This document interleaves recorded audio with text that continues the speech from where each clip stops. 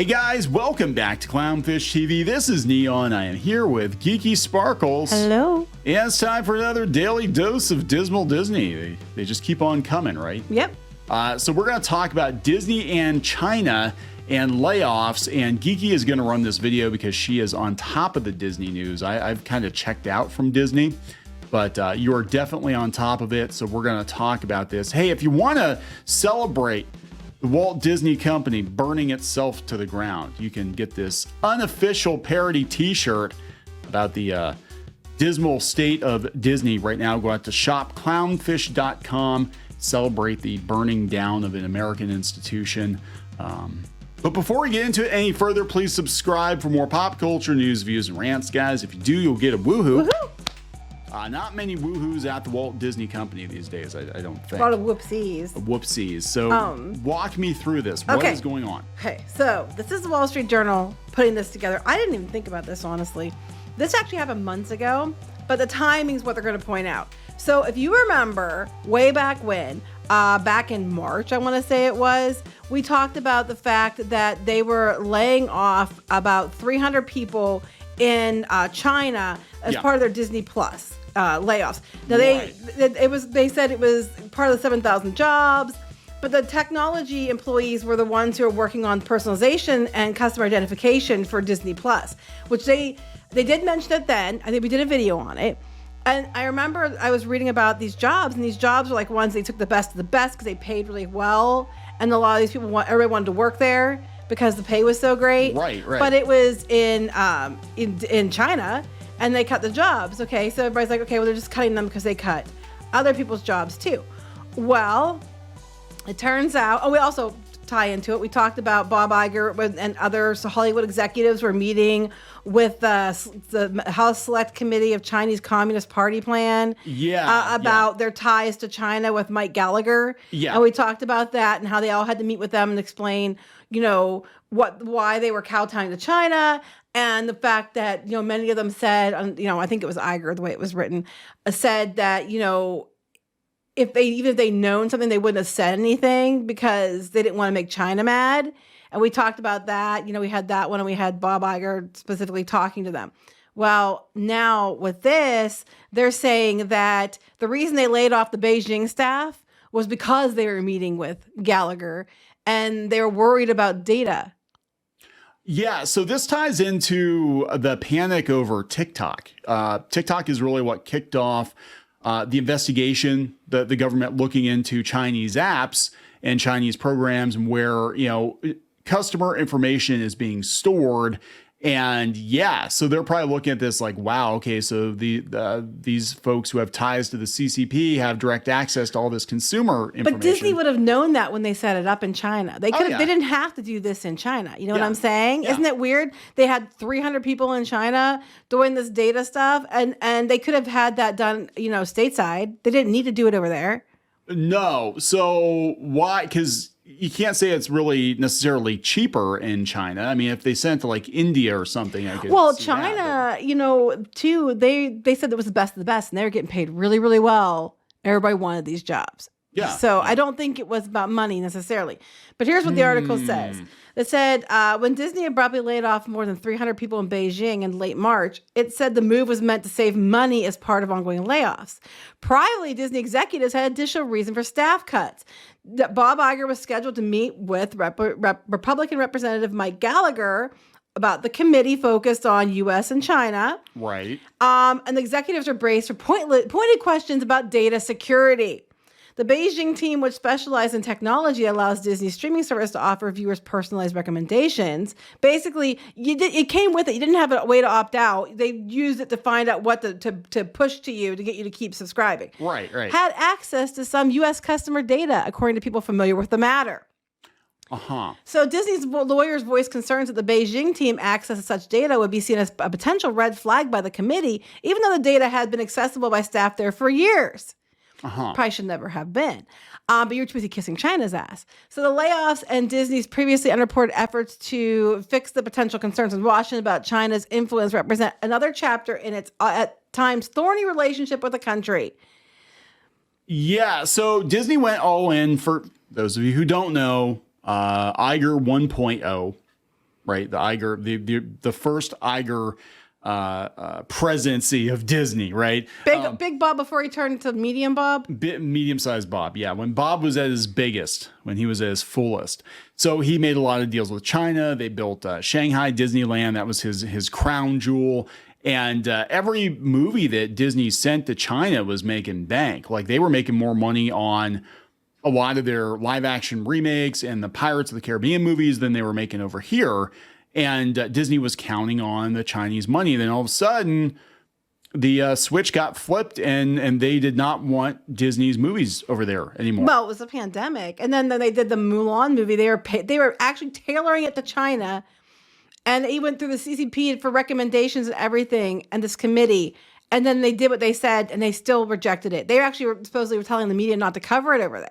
Yeah, and now they did have a hit with Avatar 2. Avatar 2 did well, but a lot of movies that were designed for Chinese audiences landed with a thud. Shang-Chi, that was one that did not do well over there. They did not like it. And then Mulan 2, they got in trouble because they thanked the CCP, and they were filming near, re-education centers. Well, I think with Shang-Chi, did it ever get released over there? Because I know the Star was making anti-China. I don't know if it did. I don't think it did. I know Eternals didn't either because the director, again, they hired a Chinese star who was Canadian, but his family's from China, and he shot his mouth off and basically blew up the chances for that movie to go overseas. And they probably did this specifically with China in mind. Same with the Eternals. They hired a director who was Chinese descent.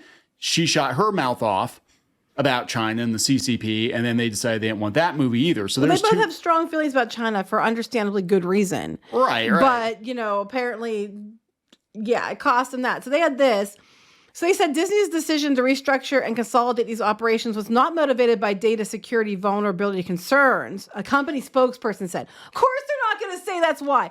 The company in February said it planned to eliminate 7,000 jobs. And it was just, it just happened to be with it. That just happened to it just happened to coincide with the whole, Gallagher looking into them in Hollywood studios about their connections to China and possible security risks to, people over here, and the fact that they keep, funding the CCP, and they're looking at that, and this happens to coincide with that. But it was just completely coincidental. Yeah. So, I mean, look, this is what we said before. Disney is going to use layoffs as a reason to get rid of people and problems, right? So they threw their diversity officer overboard, and they got rid of these people in China, and they're like, oh, it was all part of the restructuring. They're probably, got rid of some other problematic people because, well, just layoffs, guys, nothing we can do about it. That's what you do. So if true, what data was leaked to them and how many of their customers, I mean, if they're running all the preferences, then pretty much everyone, I would assume. We don't know that. I'm just saying how much data was leaked to China. And then they said China is an important revenue driver for Disney's consumer business and became an important hub of technological work for the company's years-long effort to grow the streaming business. So they were using it because they were thinking we need to get people to stay subscribed. We don't have to churn. So we're going to have it look at your information and then use that for preferences. And they're going to use that to tell you what recommendations, what to watch. But if you remember, Bob Chapek was saying they were going to use the data they had from that to recommend you things at the parks and then tie your park stuff into it. Even if you weren't a Disney Plus subscriber, how much of that information went over there?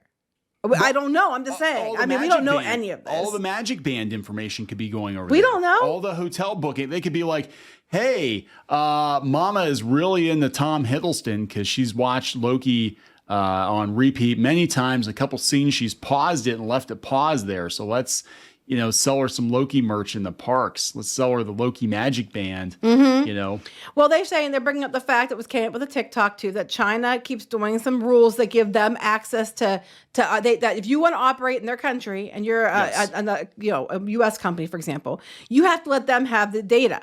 But then they don't have to do the same in return. So their data can't be leaked to other people for their people, but they can have everybody else's data. And if you want to work there as if you are, Airbnb or something like that, I think they said was one of the ones. They had, part of the deal was you had to give China access to the data.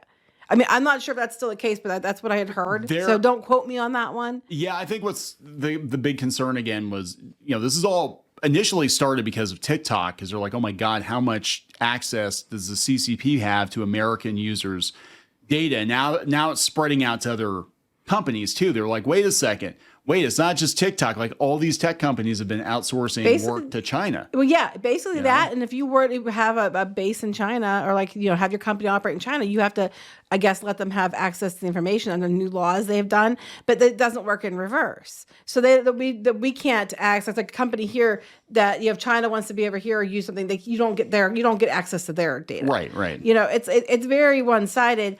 It's definitely something to be concerned about. But it's interesting because this all does coincide because here's the article that the Wall Street Journal had about laying 300 people off in China. It was dated March 29th. And then we come over here to the meetings that started that there was news they were going to have meetings April 4th. The meetings actually happened, somewhere between April 4th and April 16th. So yes, it was within weeks ahead of these meetings that they got rid of these people. And they're saying sources were telling them inside the company that they did it because the lawyers told them it would look like a red flag. So they did it on purpose, according to their sources, to get rid of it, to offload it so that they didn't get asked questions. Yeah, that's a little weird. That's, yeah. Yeah, because that's how you like, oh, well, we got rid of those guys. Whoopsie doopsie. You can't talk to them now, right? Yeah. And look, they had at Shanghai Disneyland, I know for a fact there were people that were actually part of the CCP that they had on their desks. They had on their desk. Like, hey, my name is so-and-so. I work for the CCP. There it is right on my desk. And, nobody was sounding the alarms a couple of years ago. Like, hey, should this American company, I mean, yeah, they're kind of gone in with China on Shanghai Disneyland, but like they literally have CCP people working at the theme park. You're going to have to, because any major company to be able to work has to have, I mean, that's how it is. But how much is it run by Disney? How much is it run by that? But even beyond that, though, you might think, okay, I'm just getting Disney Plus to watch Disney Plus. I never plan on going to China, so it's fine. I don't have TikTok. I'm fine. And then it turned out that, hey, guess what?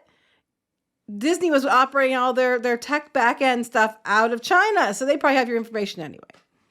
Yeah. So this is interesting. This is some really interesting stuff because, Iger, this could actually explain some of the backpedaling lately that Disney is like, yeah, we're going to invest in our parks. I wonder if they're going to invest. Now I'm starting to wonder if they're going to invest more in domestic parks because they're like, we can't have another situation where we put everything in China. Yeah. Well, I mean, for China, at least. I mean, it's not the same for every country because China, they were looking to with their box office, and then India, they were looking for Disney Plus to drive the numbers up there. And they both blew up. Yes, because India has a bigger market than China, I guess. And yeah, they found a way to kill Hotstar without the cricket matches, and they blew both of those up. Yes. Yeah. So basically, Disney thought. So Disney is the girlfriend that dumps you, thinking it's going to get a hotter guy, right? Mm-hmm. And then the hot guy dumps her, and then she comes crawling back. Steals all their stuff too, and steals all her stuff. Locks her out of the house. Locks her out of the house, and then she's like, "Hey, so yeah, we're just gonna forget all about that, right? We're gonna forget." Yep. Yes. Now Disney's all like, "Yeah, we want to cool down the all the political stuff here in the U.S. and we're gonna focus probably on a lot of U.S. parks and stuff because we don't have the overseas biscuit anymore." But this is coming from the Wall Street Journal. It's not like it's, some mom and pop blog decided that, hey, this is a connection. The Wall Street Journal says people have come to them and told them this. It's not mousetrap news. No, it's not mousetrap news. So, yeah. Interesting. Yeah, so I think we're going to see Disney, like, this is going to hurt their stock, too, because they're going to be like, wait a second. So now Disney could potentially at some point wind up in some kind of a legal or government mousetrap, over data concerns, Well, they did the hearings and you never heard anything else about it. So who knows? I don't know. I don't think it's going to go away. I mean, that's kind of, the situation with TikTok. Like, it died down for a while, but, I have to wonder if it's not going to come back up again at some point. Because it was like a huge thing. Well, it's kind of like UFOs. Kind of all this stuff, they make a huge deal about it. They have a big government shindig, right? And everybody, that's all they're talking about for like 2 weeks, and then it just like gets memory hold. Yeah. Goes away. Everybody's still using TikTok, but it is interesting that months after the fact, they're like, yeah, these guys probably would have had access to American data. So there it is. There it is, guys. There it is. Yeah, if they're getting laid off, they probably pass the data along if they hadn't before. But okay, we'll show you. Boom. Oh, probably. Like, here's a thumb drive full of like all the, Yeah, now we know that. I think it'd be more than a thumb drive. But now we know your mama is really into Tom Hiddleston. And we also have her credit card number. And her address. And her all this other address. stuff. So anyway, you're wrapping it up. Yeah, we're going to wrap this up. Please subscribe for more pop culture news, views, and rants, guys. We'll talk later. Bye. Help support the channel. Go to thereef.support and get early access to podcasts, videos, and other content. That's thereef.support.